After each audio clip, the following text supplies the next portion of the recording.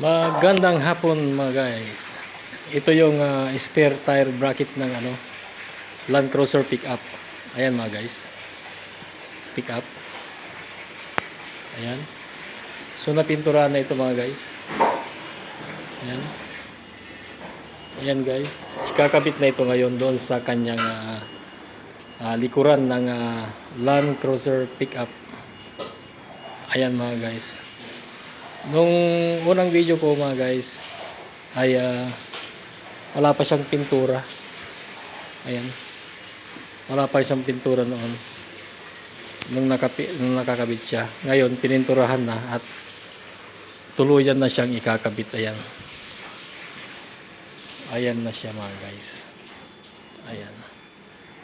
Tingnan natin yung likuran ng Land Cruiser kung saan ikakabit. Ayan, dito siya ikakabit mga guys. Ayan sa lugar na yan. Ayan. Diyan siya ikakabit. Yung bracket na niya ganyan at dyan niya siya. Ayan mga guys. So Land Cruiser ito mga guys.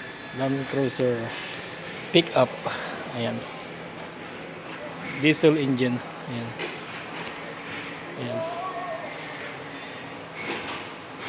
Ayan mga guys, ang mapagpalang hapon na naman sa ating lahat.